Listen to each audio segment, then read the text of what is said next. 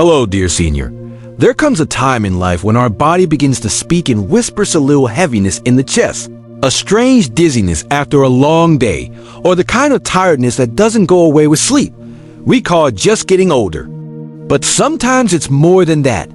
Sometimes it's the silent weight of high blood pressure or the quiet echo of a stroke we once survived. And yet, many of us keep working day after day, not because we must, but because we still want to feel useful, connected, alive. But what if the very work that gives us purposes slowly working against our health? What if a few small changes could protect our hearts, our minds, and even extend the time we spend with those we love? This video is not a warning. It's a gentle reminder that caring for yourself is not selfish, it's wise. Together, let's look at 7 types of work that may quietly harm those of us living with hypertension or stroke. Historian, explore how we can keep going stronger, safer, and still with purpose.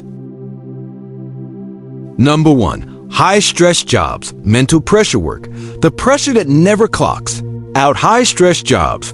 Some jobs don't need heavy lifting to wear you down. They exhaust you in the mind in the constant pressure to perform, decide, solve, and keep smiling through it all.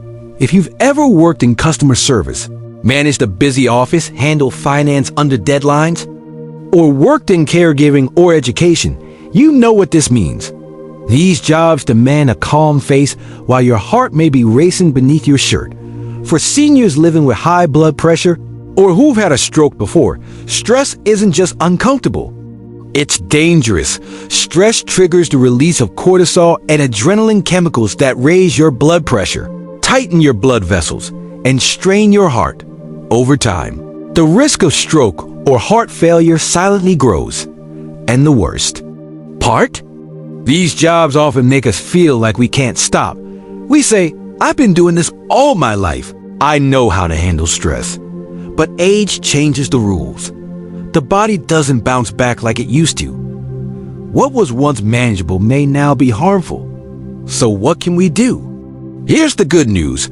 You don't have to quit your job, but you do need to work differently. Here's a gentle strategy.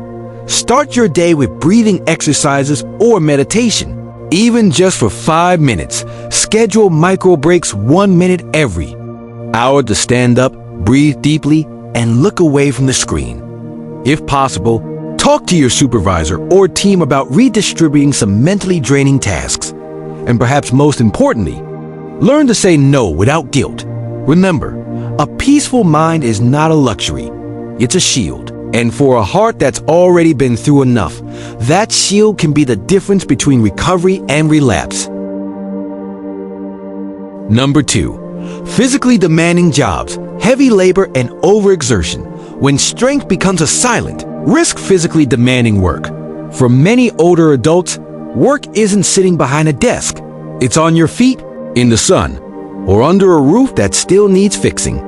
It's carrying crates, bending to lift, standing for hours on concrete floors. It's physical, honest work, the kind you can be proud of. But here's the truth no one likes to say out loud. Your heart may not be as strong as your will.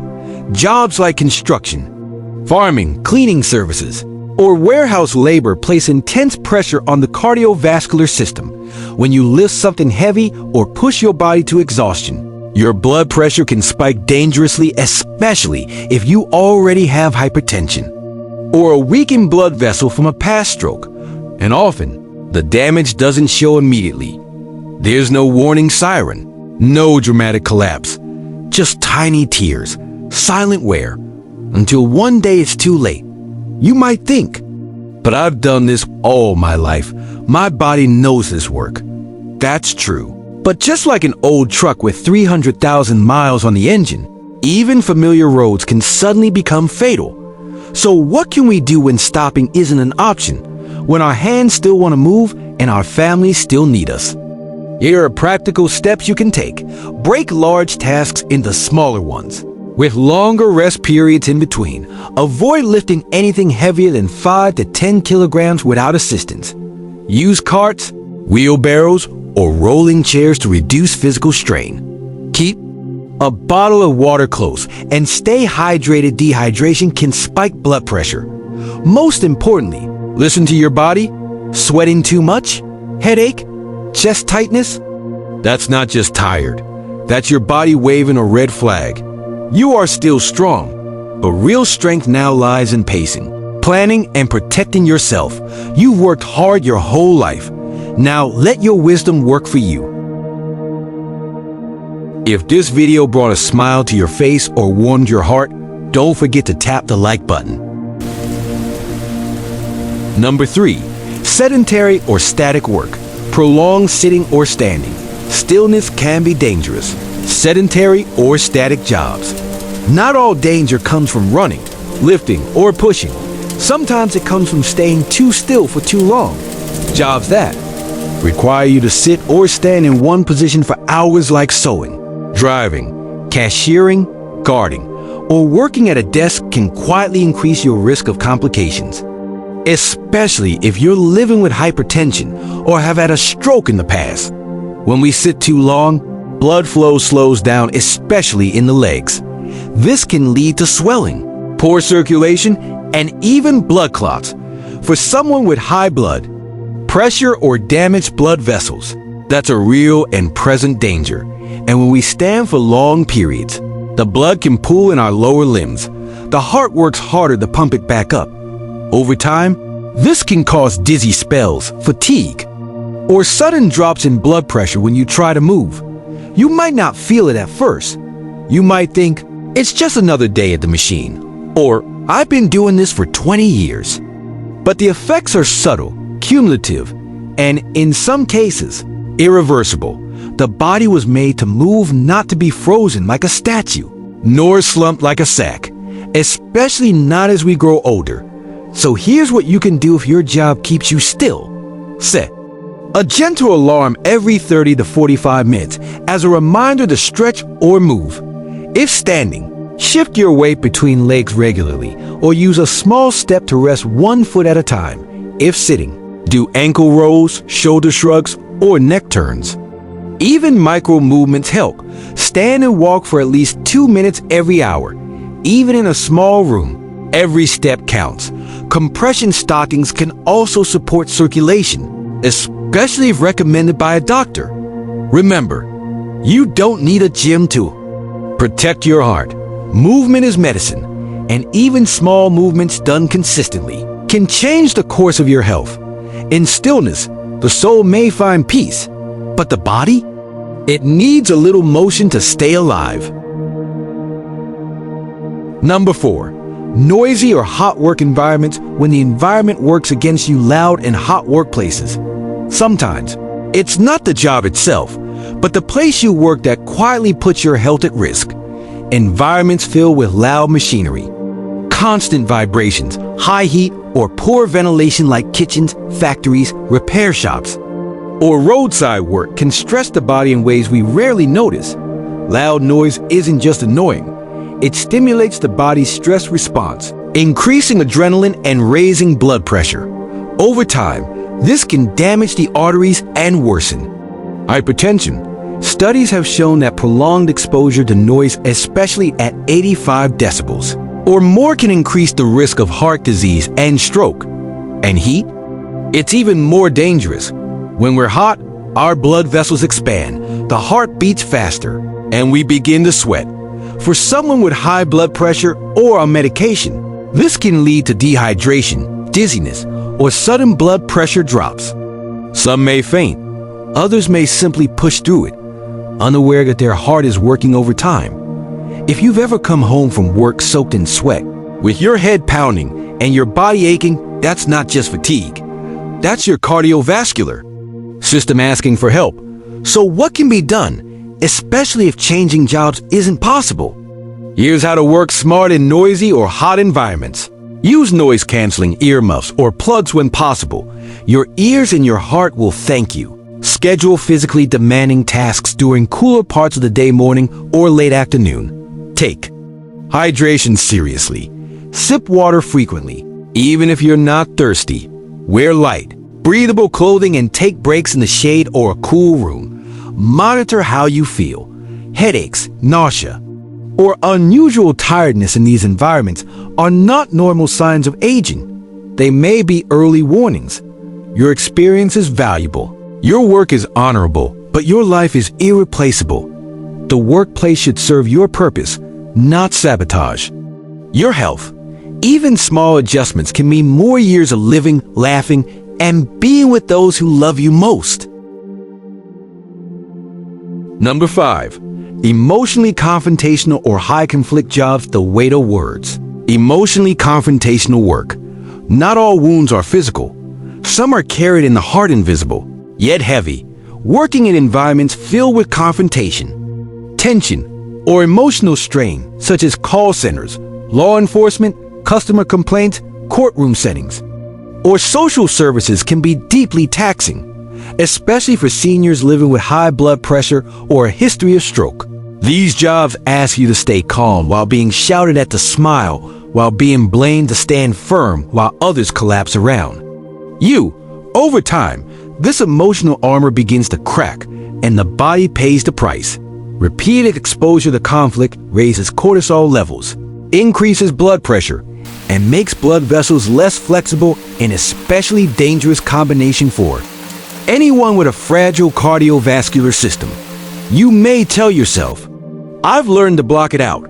It doesn't get to me anymore." But the body doesn't forget what the mind tries to ignore.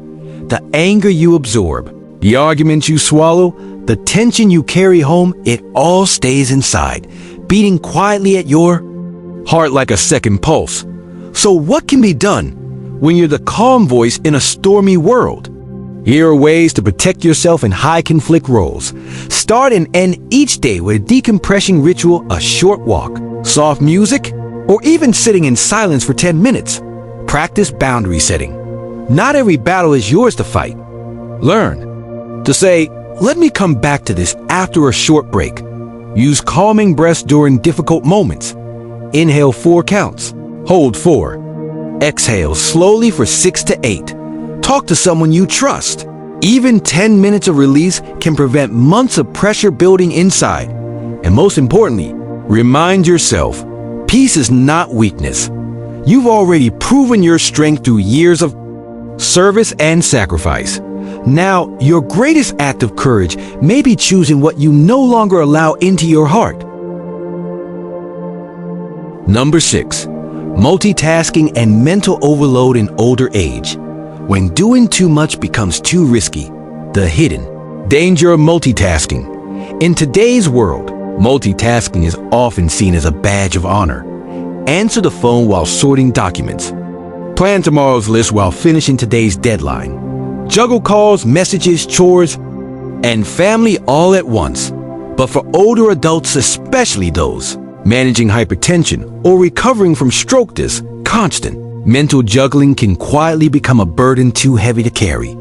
Multitasking increases cognitive load, forces the heart to beat faster, and raises blood pressure often without us noticing. The brain, no longer as elastic as it once was, tires faster. Tasks that once felt routine now drain energy. And when we push through that fatigue, we pay the price.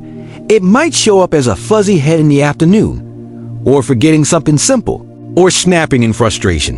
These are not signs of weakness. They are signals that the mind is overextended, and the heart is quietly protesting. For those with a history of stroke, the stakes are even higher. Mental overload can increase inflammation, disrupt blood flow to the brain, and raise the chance of a second incident. So what can be done, especially when life feels like one long to-do list? Here's how to work smarter, not harder. Focus on one task at a time. Write things down so your brain doesn't have to hold everything at once. Use gentle background music or nature sounds to keep your mind calm while working. Schedule work in short blocks, 25 to 30 minutes with clear breaks in between. If you feel overwhelmed, pause and breathe. Your brain needs space, not just speed. And perhaps most importantly, shift your mindset. You are not being lazy by doing less. You are being wise by doing things with care. At this stage of life, quality matters more than quantity. Fewer things done calmly are far better than many done under pressure. You've earned the right to pace yourself. You've earned the right to breathe. Number 7, irregular work schedules and night shifts. When the clock works against you, night shifts and irregular hours. Our bodies are made to follow rhythms like waves, like the sun, like breathing in and out. And for most of our lives, we can bend that rhythm when duty calls. But as we grow older, especially with hypertension or after a stroke, those rhythms become sacred. Working night shifts, rotating schedules, or inconsistent hours disrupts your body's internal clock, your circadian rhythm. This rhythm controls blood pressure, heart rate, hormone release, even how your brain clears waste during sleep. When it's thrown off, your health suffers. Studies have linked irregular work hours to increased risk of heart disease, higher blood pressure, and yes, higher chances of stroke. Sleep becomes lighter, fragmented. Rest becomes elusive. You may feel always tired, never rested. You may forget small things or feel mood swings more often. These aren't just the results of aging. They may be warning signs. For many seniors, the decision to keep working late hours isn't always a choice, it's necessity. But your body can't be tricked forever. Here's what you can do to soften the impact of irregular hours.